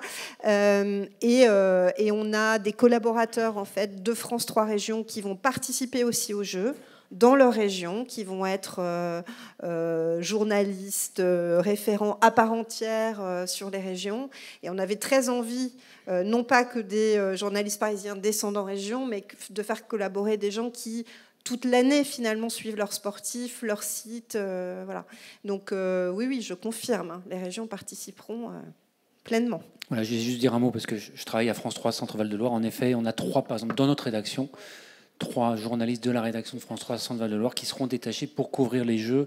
Et pour eux aussi, évidemment, c'est une super expérience, très très valorisant. Et le 27 mai, on fera une journée complète, nous aussi, pour le parcours de la flamme olympique dans l'Indre, avec arrivée à Châteauroux le soir. Allez-y donc sur la réponse. On n'est pas une chaîne régionale, mais évidemment, on aura des équipes à Marseille, à Tours pour les zones mixtes. À Marseille, on aura tout un dispositif de personnes qui sont producteurs et qui vont faire toutes les interviews pour tout le groupe. Et pareil à Tahiti, et c'est quelqu'un des États-Unis qui part. J'ai eu beaucoup de candidatures, mais c'était plus proche d'envoyer quelqu'un d'Atlanta et de Los Angeles, donc qui va servir tous les pays en fait. Nous, quand on crée un contenu, l'idée c'est que ça serve à tout le monde.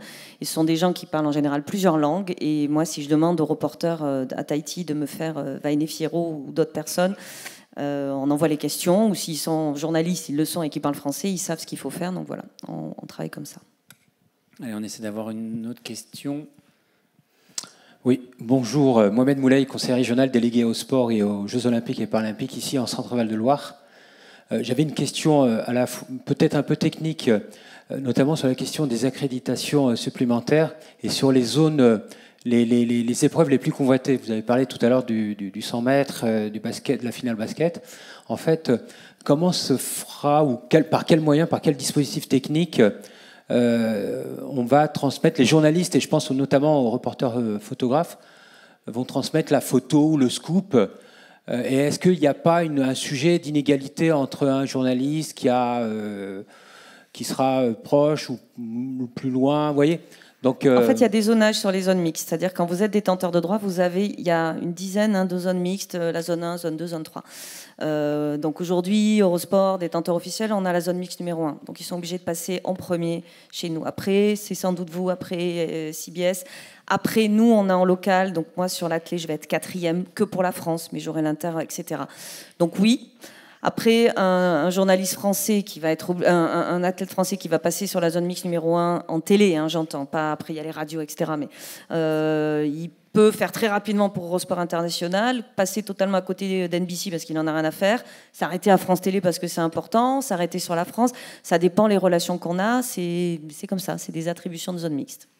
Et sur la transmission des photos, puisque c'était une partie de votre question, ça rejoint ce que je disais tout à l'heure, c'est-à-dire qu'il y a un gros travail. Nous, on a toutes nos équipes techniques qui sont en train de travailler sur les vitesses, entre autres, sur la qualité des images, sur le placement des robots, etc., mais aussi sur les vitesses de transmission. En général, nous, à l'AFP, sur les grands événements, comme la finale du 100 mètres, les finales de Coupe du Monde, etc., entre l'action et le moment où la photo se retrouve chez nos clients, donc potentiellement, puisqu'elles peuvent aller directement ensuite sur les pages des sites, il se passe entre 1 minute et 1 minute 10 dans le meilleur des cas.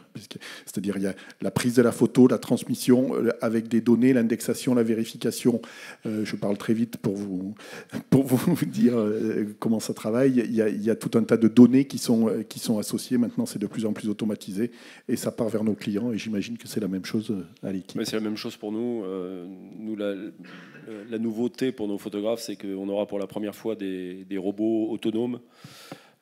Donc à la piscine et sur un certain nombre d'autres sites. Et en revanche, on parlait des zones mixtes. Alors nous, on n'est pas détenteur de droit, donc on est vraiment au bout du bout de la zone mixte. Et je peux vous dire que certains soirs, sur les grandes épreuves, type athlétisme et tout ça, le combat de MMA Doumbé Baki, c'est rien, quoi. C'est vraiment la foire en pointe. C'est-à-dire quoi ? Il faut attendre. Il faut attendre souvent très longtemps et on regarde sa montre parce que quand c'est 15 heures, ça va, mais quand commence à avec le bouclage approche. Voilà, le bouclage approche.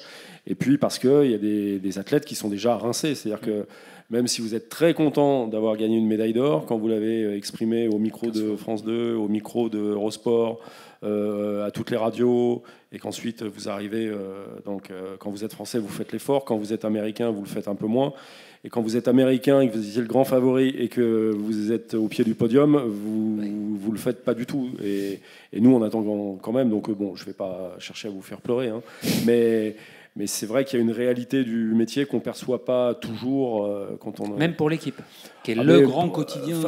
Dans les zones mixtes, on peut avoir l'avantage du nombre, parce que dans certaines zones mixtes, on arrive à plusieurs. Donc voilà, on se met à plusieurs endroits. Donc statistiquement, on a plus de chances que les confrères de la Nouvelle République qui va arriver tout seul. Après, la chance qu'on a, nous, par rapport aux confrères et aux consoeurs de la presse régionale, c'est qu'effectivement... Quand on est seul ou à deux sur des Jeux Olympiques, c'est un casse-tête quotidien, quoi. C'est-à-dire qu'on arrive, on se dit, qu'est-ce que je fais aujourd'hui ? Je vais aller à tel bout de la ville pour aller suivre le grand espoir de médaille français. Mais si jamais il se plante, en fait, quelque part, et qu'il y a une médaille d'or française ailleurs absolument inattendue, on a des envoyés spéciaux qui sont à l'équitation et qui sont obligés d'écrire sur la lutte sans y être, en fait. Parce qu'il y a une médaille d'or à la lutte, quoi. Parce que nous, on est suffisamment pour pouvoir relativement bien parer les surprises, même si des fois on a des spécialistes. On peut demander à un spécialiste d'athlète d'aller sur le tir à l'arc qu'il n'a jamais couvert parce qu'on n'avait pas forcément prévu une médaille tir à l'arc ce jour-là, quoi. Oui, non, je complète, c'est absolument ça. C'est des choix à faire avant même la journée, et donc il y a beaucoup de paris qui vont être faits. On en gagnera quelques-uns. J'ai l'impression qu'il faut qu'on arrête, on me confirme, je suis désolé pour la jeune femme qui voulait poser une question, mais on va rendre, voilà, il est 15h. Si, une seule question. Allez-y, rapidement. Enfin, ou je sais pas qui. Ouais, c'est une réponse hyper rapide, c'est un peu par oui ou par non. Donc déjà, je tenais à vous féliciter pour tous les dispositifs médiatiques que vous allez mettre en place, puisque le monde entier va nous regarder pendant les JO. Mais moi, je voulais savoir, est-ce que vous avez prévu de former vos journalistes au traitement médiatique des femmes, des sportifs non valides, des sportifs racisés, pour éviter tous les biais discriminatoires qu'on pourrait voir, ou pas du tout, cette question n'a pas du tout été posée dans les rédactions? C'est un effort qu'on fait toute l'année. Et par exemple, sur les Jeux paralympiques, donc j'ai dit que sur les Jeux olympiques, on serait 2 fois plus qu'à Tokyo. Pour les Jeux paralympiques, on sera 14 fois plus, puisqu'on avait un envoyé spécial à Tokyo et on en aura 14. On aura une équipe de 14. Et après, c'est notre travail en particulier de responsable, effectivement, la société évolue, le vocabulaire sportif évolue. Quand on revoit ou quand on entend aujourd'hui des commentaires d'autres générations, des fois ça pique un peu les oreilles. Mais voilà, après, il faut remettre les choses dans leur contexte. Et effectivement, nous, même si on ne traite que du sport, notre métier, c'est d'être à l'écoute de la société, de parler du sport à travers de la société, de parler de la société à travers le sport. Donc voilà, d'être toujours vigilant sur comment le monde évolue. Allez, non mais pareil, c'est plus un sujet chez nous. Voilà, et quand j'apprends que quelqu'un a fait ça, il est vite recadré, ils le font plus, mais ça n'arrive quasiment jamais. Évidemment que c'est tout au long de l'année. C'est très important. C'est un marqueur très important chez nous. 48% du sport féminin des chaînes généralistes, c'est chez nous. Voilà, par exemple. Et chez nous, c'est évidemment également important. Nous avons un manuel de l'agencier à l'agence France Presse dans lequel sont répertoriées toutes les règles et concernant notamment toutes ces questions auxquelles vous faisiez référence. Et je l'ai évoqué dès le début tout à l'heure, donc c'est évidemment la même chose. Bon, je suis désolé, on va cette fois clôturer le débat. Merci beaucoup à tous nos intervenants, c'était vraiment passionnant. La bonne suite d'Assises du journalisme à Tours. Merci.